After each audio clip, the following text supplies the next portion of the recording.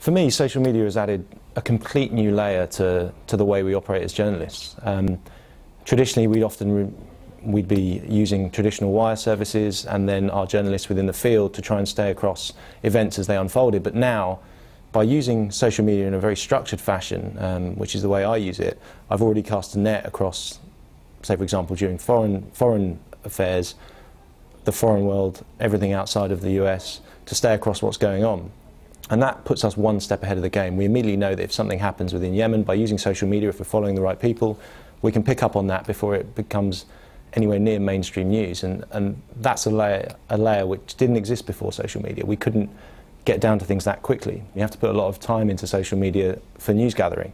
You can't just dive in and stick a search term in and find out what's happening in Iran. To get quality verified information, you need to be following the right people. And I built that up over time. I started with well-known commentators within regions and then looked at who, for example, they were following and looked at them for a long period of time to see if their information was accurate and verified. And then also, on top of that, I looked for sources which are out there which are verified. You know, we can use social media to get to those like the Foreign Office in the UK, for example, who'd put statements out online on Twitter before anywhere else at the moment. PJ Crowley during the Arab Spring, the first statement we heard from the US was always through PJ Crowley's Twitter account. So as well as looking at those on the ground, we can also look at those who are traditional, more mainstream sources of information which we trust and which are verified through, say for example, Twitter's verification methods. And immediately we can start to build a kind of tiered, layered system to actually structure our news gathering. You have to look to try and verify and check this information as much as you can and put it through the same journalistic standards that we would any other fact. And there's tools now available to do that. You know, for footage coming out of, say for example, somewhere like the US, Google Street View provides an amazing way to try and verify if it's actually the location people are saying it is. In the Arab world, I used Google Earth. It's not as easy, but you can still check landmarks, you can do weather checks. You know, is the weather the same? There was a famous video which dropped when Saif Gaddafi had gone underground as Tripoli was falling. And it ran on a number of agencies. And it was actually Saif Gaddafi from February. He was wearing a down jacket. Now, at the time it was released, it was 45 degrees in Libya.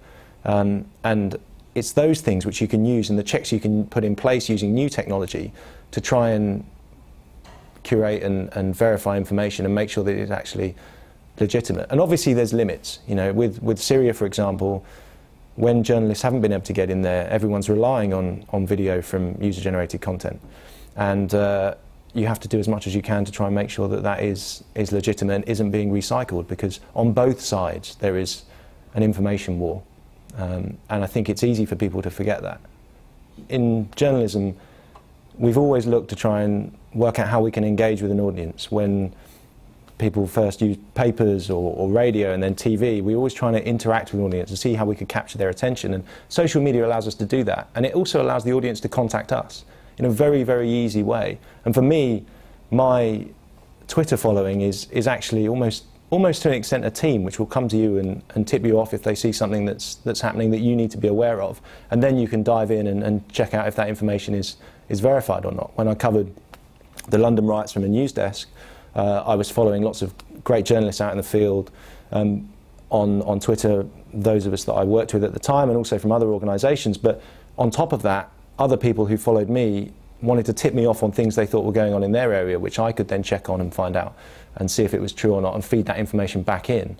And it's a two-way conversation now. It isn't just journalists broadcasting to an audience, it's actually engaging with the audience, and that's what really enhances the journalism. I use Facebook Subscribe. I've been on there for a fair few months now, and I find again it's a good way to engage with an audience which is consuming news in a different way now. They're consuming news and information from the likes of Twitter and Facebook and social media, and they're getting very used to it.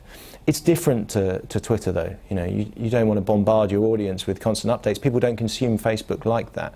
And I think you need to pick out the choice pieces of information to pass on, and also add potentially a bit more personality. I think people are very used to people's personalities on Facebook, and I think it's somewhere where you can probably add a bit more personality which you wouldn't necessarily add to, say for example, Twitter.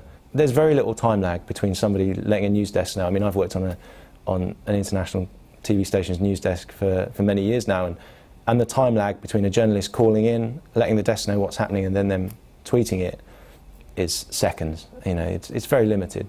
So it always really needs to flow through a news desk, in my opinion, if it's a breaking news line from a journalist in the field. If it's other information, it's already out there in the public domain from, say, for example, another news organisation or a journalist you're following, and as a result, it's already there. You know, yes, you've retweeted it, you may have passed that information on, but you've also alerted everybody else within your news organisation, and you're working to move, you know, maybe potentially your logistics that way. So I think it's one of these things, eternal questions that always comes up, but I think it needs to be looked at not just as social media in a news organisation, but just how social media integrates into a news organisation and how news organisations operate.